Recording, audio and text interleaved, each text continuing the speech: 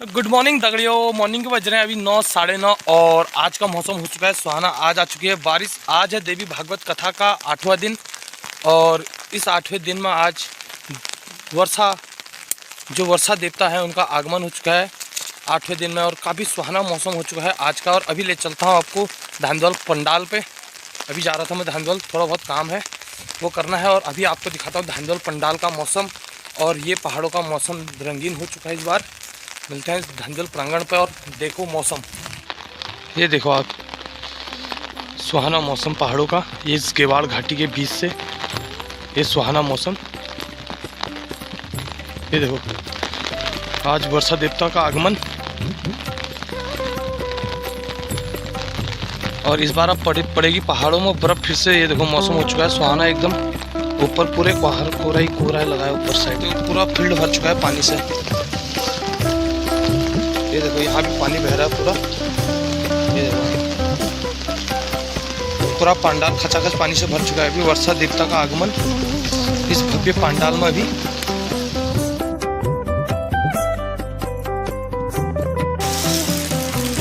भगवान जी के ऊपर मस्त पानी गिर रहा है।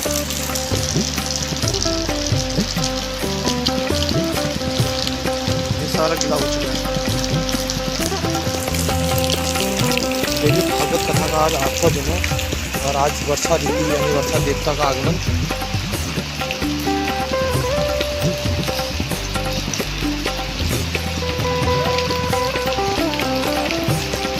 और ये भूमि और देवता का प्रांगण।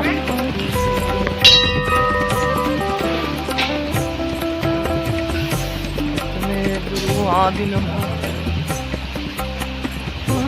सर्व मांगल्ये और ये भूमिया देवता का प्रांगण।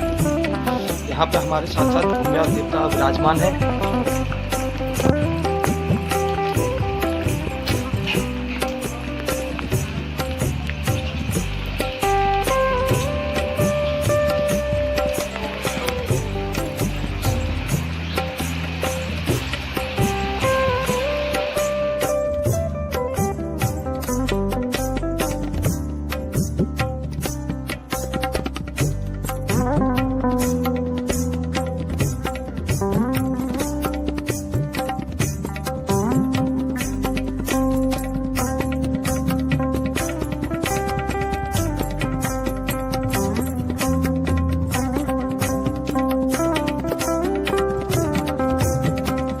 है आप दानवों का अंत करके मनुष्यों की समस्त कामनाओं को पूर्ण करने वाले हो।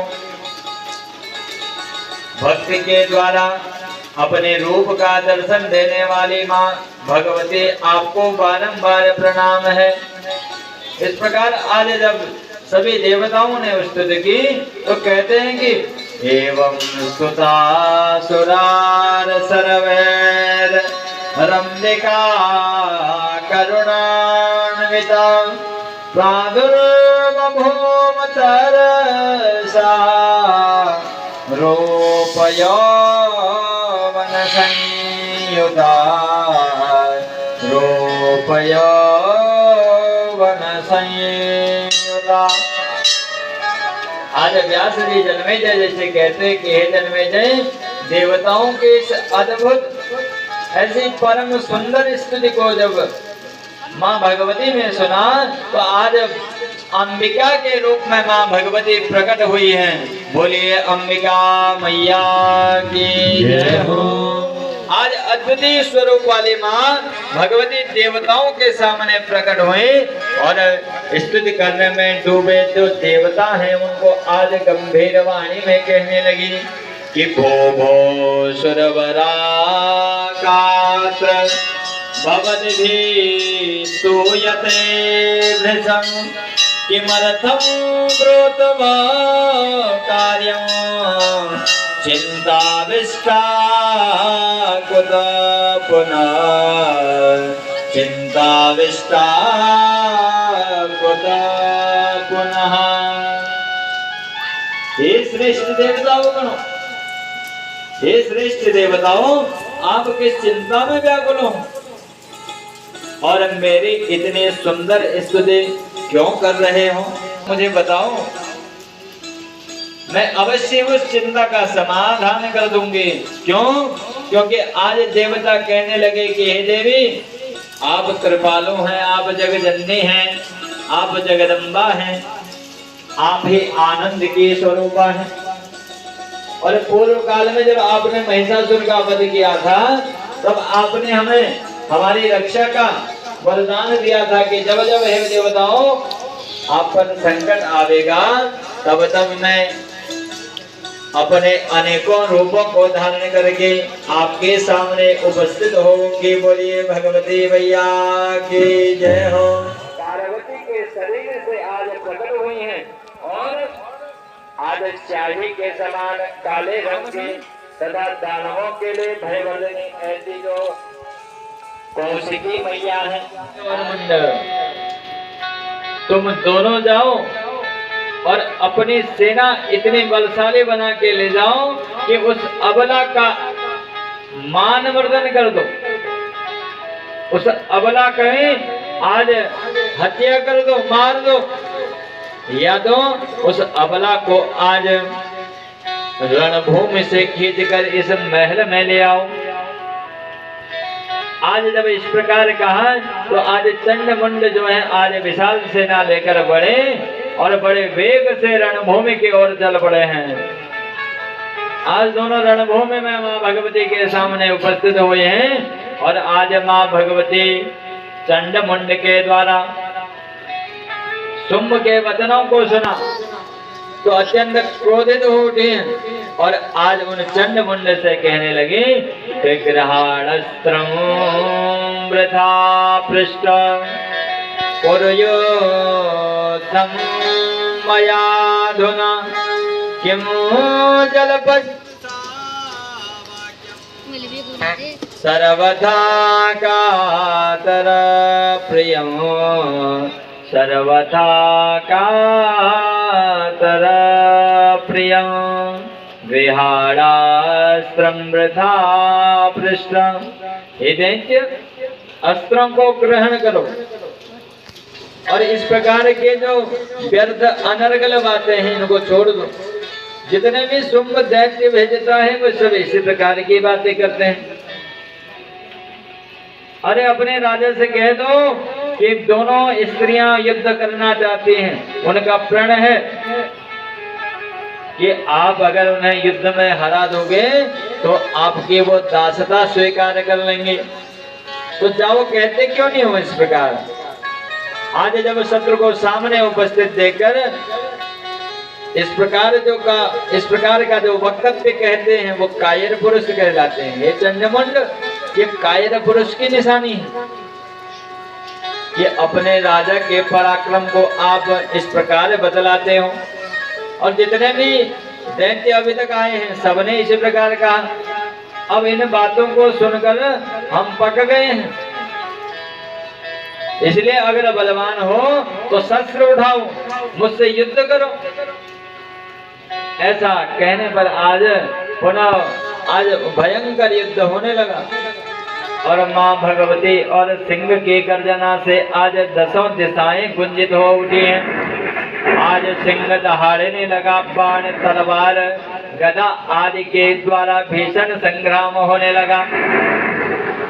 तभी एक विचित्र घटना हुई। आज वेद व्यास जी आज जन्मेजय जी से कहते कि हे जन्मेजय, जब इस प्रकार भगवती परम क्रुद्ध हो गई, आज तब कहते हैं कि मां अंबिका के क्रोधित होने पर उनके मुख मेघ के समान काला हो गया, आंखें लाल और भौएं टेढ़ी हो गई और उसी समय निष्क्रांता तथा काली ललाट फलकात। आज मां भगवती के ललाट से काली उत्पन्न हुई है। बोले काली मैया की।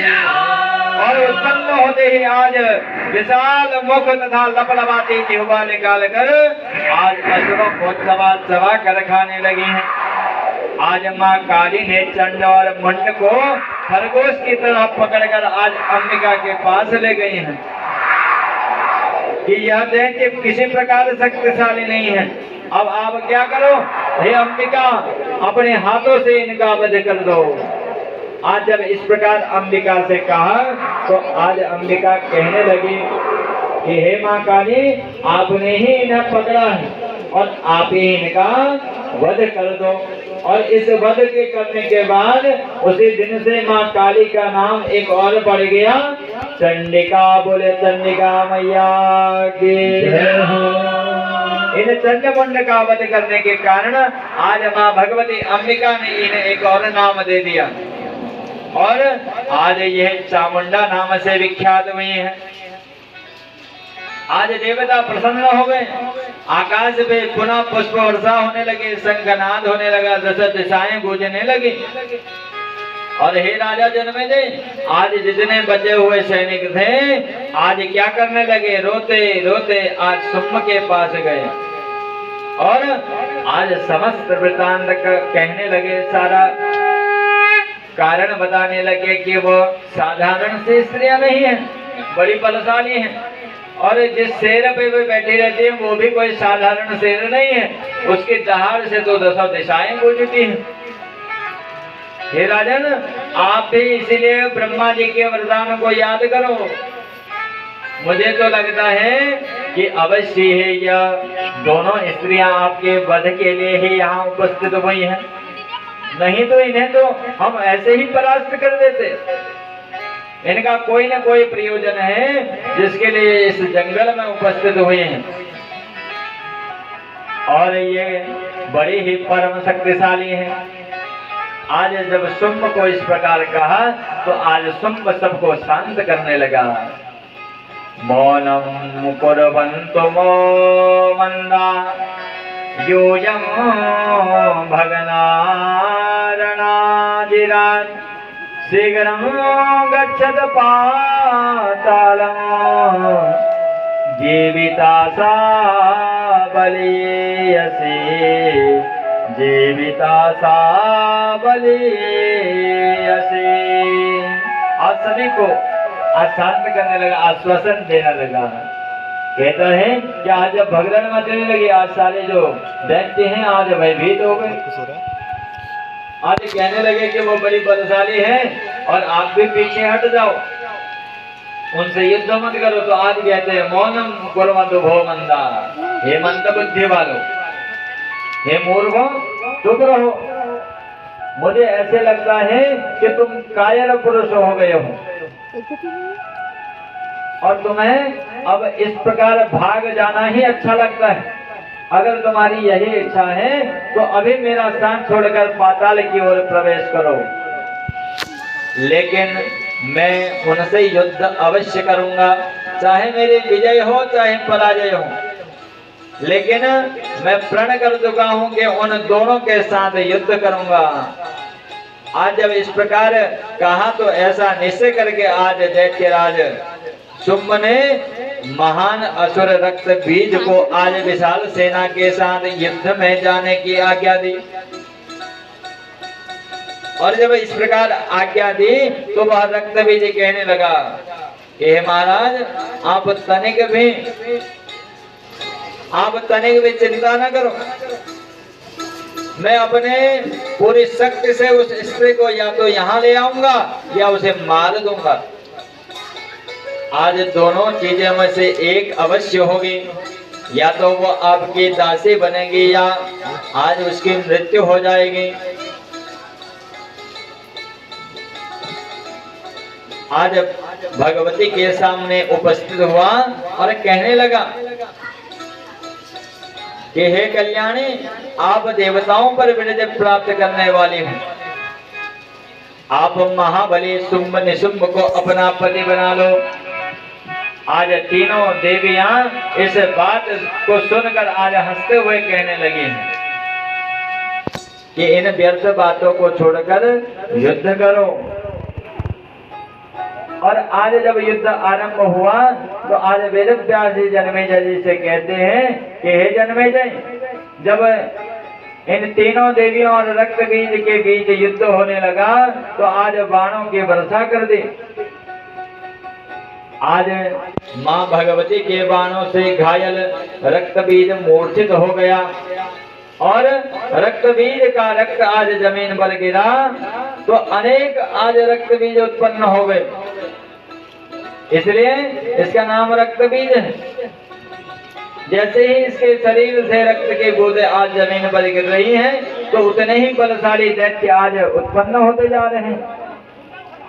आज सभी देवता जब ये दृश्य देख रहे थे तो आज पूछने लगे हैं कि इसके रक्त से इतने रक्त बीज क्यों उत्पन्न हो जाते हैं। तो आज वेद व्यास जी जन्मेजय जी से कहते हैं, वरदानमिदं तस्य दानवास्य शिवार्पितम् अति अद्भुततरं राजन् शृणोतादपब्रवीम्यः।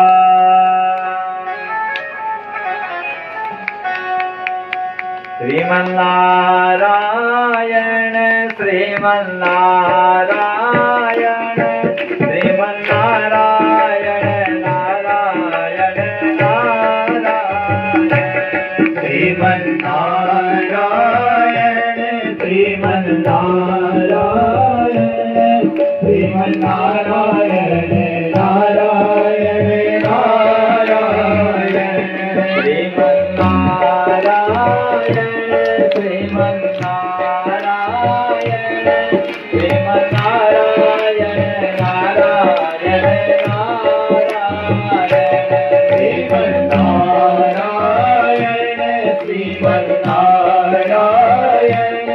श्रीमन्नारायण नारायण नारायण भजो नारायण नारायण नारायण भजो नारायण नारायण नारायण रखो नारायण नारायण नारायण रखो नारायण नारायण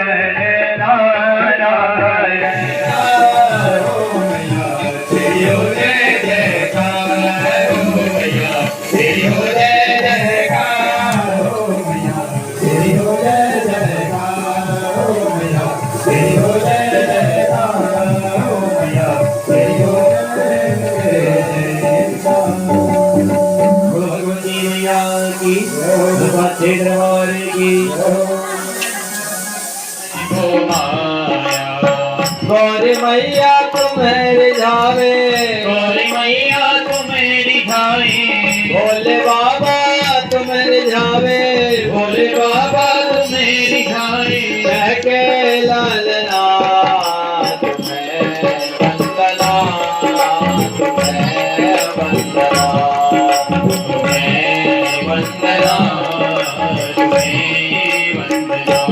ये बुद्धि के दाता सब वेदों के ज्ञाता, ये बोध के दाता सब वेदों के ज्ञाता, तुम्हें वंदना तुम्हें वंदना तुम्हें वंदना तुम्हें वंदना।